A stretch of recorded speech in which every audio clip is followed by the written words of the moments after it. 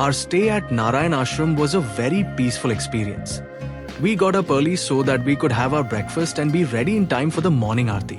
The ashram is located at around 9,000 feet and is a pious place with strict restrictions on the way one stays here.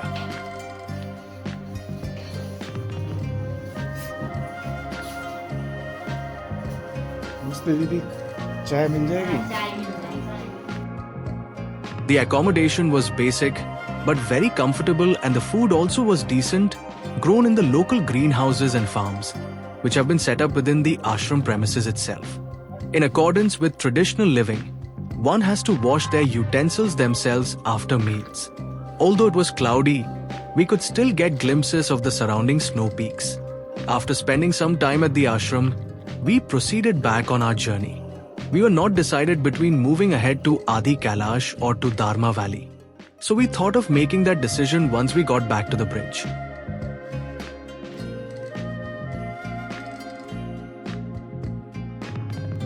It was while going back that we realized that the road, while comfortable and very picturesque, was actually quite scary, being a narrow one with steep drops, which we didn't realize the night before. Nonetheless, it had turned out to be a unique experience for us. With some wildlife and the occasional traffic jam, we made it back to the bridge.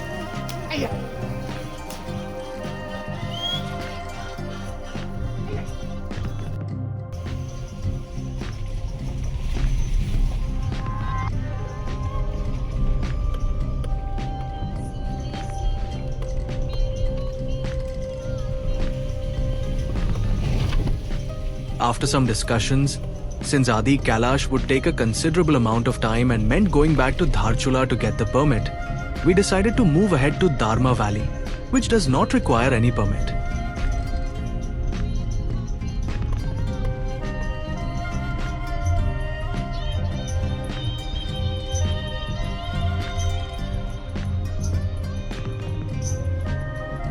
The day's drive was to be one of the most challenging roads and one of the most beautiful too. It also proved to be a test of the ignis capabilities on the treacherous roads.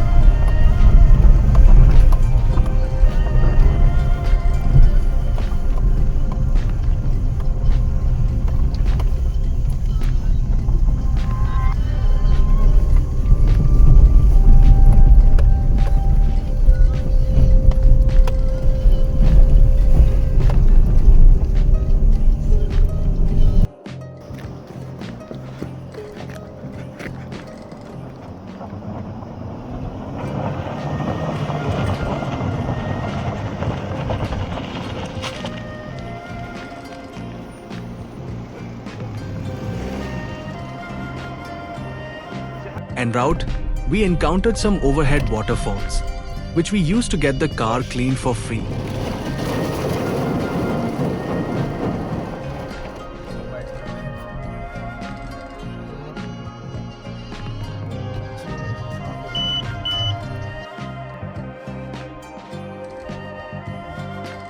Darma Valley starts from the village of Earthing and goes up to Dantu village through multiple villages such as Nangling, Bawling and Duktu, etc.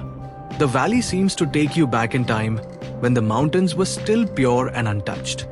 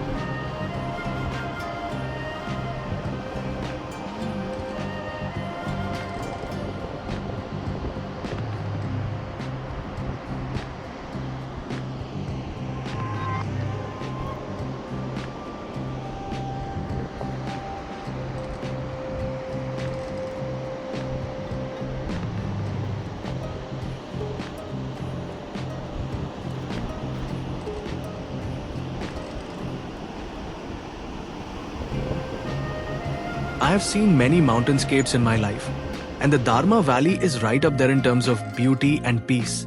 One encounters various terrains, ranging from river valleys surrounded by peaks, lush forests with exotic wildlife, and of course, the barren mountains once one reaches the border regions.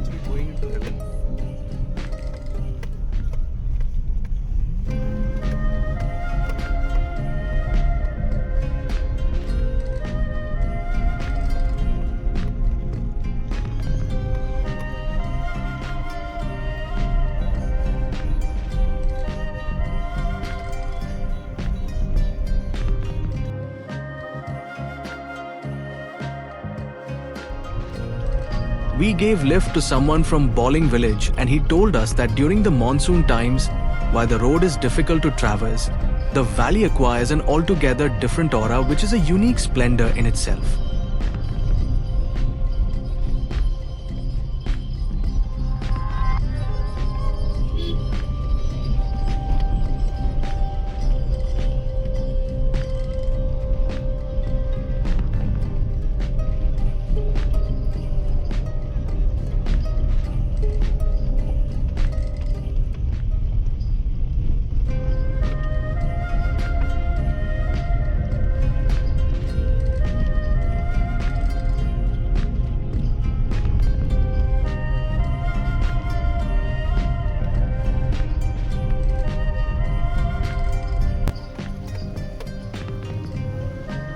Full tower भाई यहाँ पे हाँ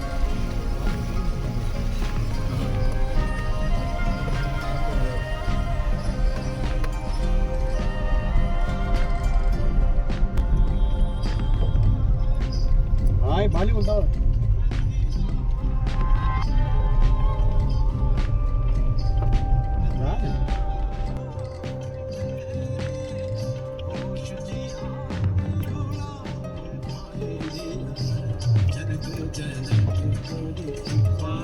उतार रहे हो ठीक है जी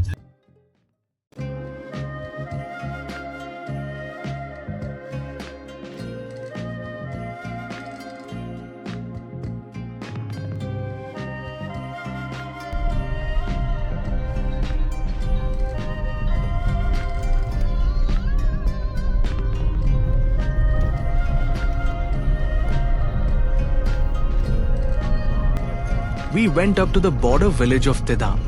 There's a cafe there by the place's name and was closed due to the weather. Also, there was no one in the village at that time and it had been vacated. We hence headed back to the village of Dantu, which would be our stay for the night.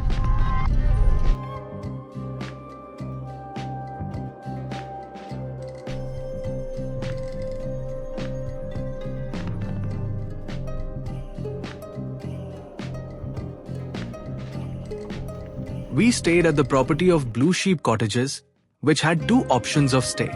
One was their modern cottages, which was located on the river banks, while the other was the old village mud house, with rooms rented out, where we actually did stay. We spent the evening on the banks of the river and taking a short walk. The last few days had been cloudy and we were not able to see the snow peaks in their entirety, in spite of which we were lost in the beauty of the valley. We hoped for a clear weather for the next day. This is an old village and is one of the last migratory villages before the border.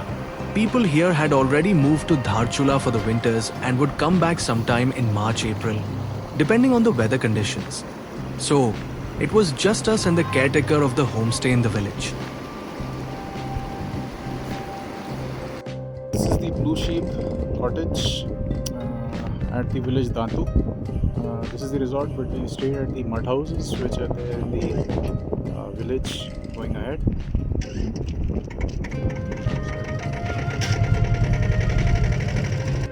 We're staying in a traditional mud house, which they have let out for guests.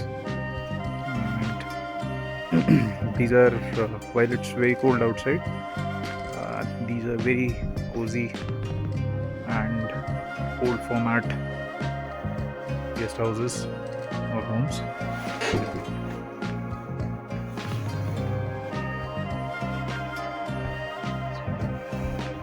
Very well insulated. It's 5:45 and we've been blessed with clear skies. It had been quite cloudy over the last couple of days. We are today treated this.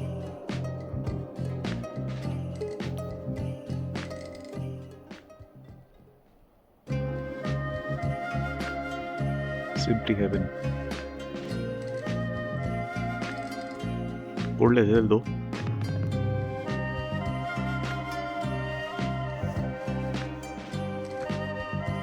Today was a blessing. We woke up at 5:30 and were treated to a clear view of the Panchachuli range. It may not be evident from the video, but one literally feels that they are in the lap of the mountains. The Himalayas indeed show themselves to be a heavenly place. Our target was to trek to the Panchachuli base camp 0 point from the village and cover as much distance back to home as possible. So we set off at around 6 from the camping field near the river. It is an easy hike to the base camp with a minimal incline, so it can be done by almost anyone with a moderate level of fitness.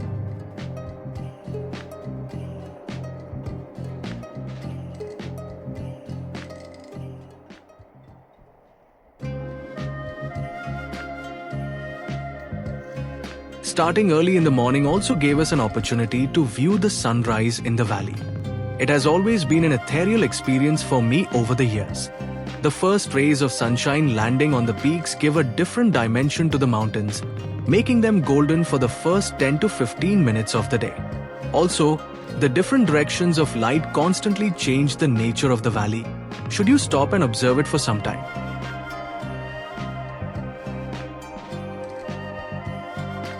There are two places of importance on the trek. One is the actual base camp, where the advanced trekkers and mountaineers pitch their tents. This is a vast field with water sources nearby. The other is the 0 point, which is a little less than a kilometer ahead. 0 point is the place from where one gets a beautiful panoramic view of the peaks and a true sense of the immensity of the towering peaks.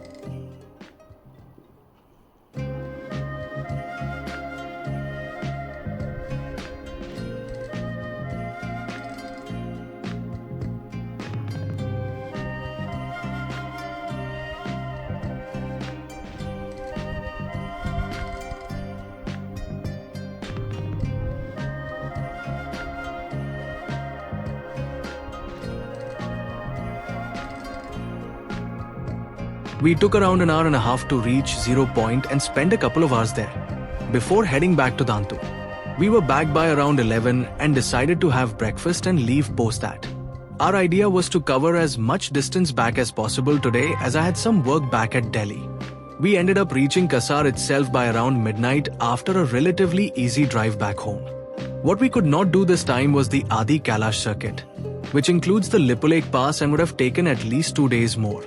I hope to do that in the coming months and share that as well.